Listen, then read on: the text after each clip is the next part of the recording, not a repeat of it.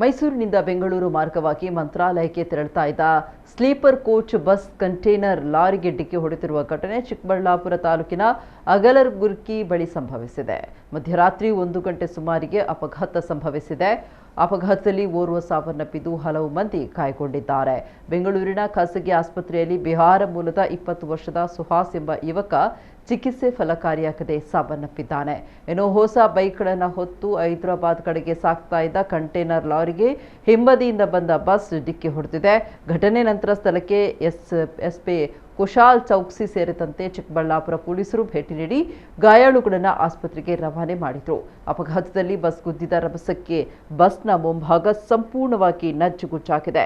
Bus ಕಂಟೇನರ್ನ ಒಳಗೆ ಸಿಲುಕಿಕೊಂಡಿದ್ದು ಓರ್ವ ಪ್ರಯಾಣಿಕನ ಕಾಲು ಕೂಡ ಸಿಲುಕಿ ನರಳಾಡಿರುವುದು ಕಂಡುಬಂದಿದೆ. ಗಂಟೆಗಟ್ಟಲೆ ಹರಸಾಹಸ ಪಟ್ಟು ಕೊನೆಗೆ ಕಟಿಂಗ್ ಮಿಷನ್ ಮೂಲಕ ರಾಡ್ಗಳನ್ನು ಕಟ್ ಮಾಡಿ ಪ್ರಯಾಣಿಕರನ್ನ ರಕ್ಷಣೆ ಮಾಡಲಾಗಿದೆ ಅಂತ ತಿಳಿದು ಬಂದಿದೆ.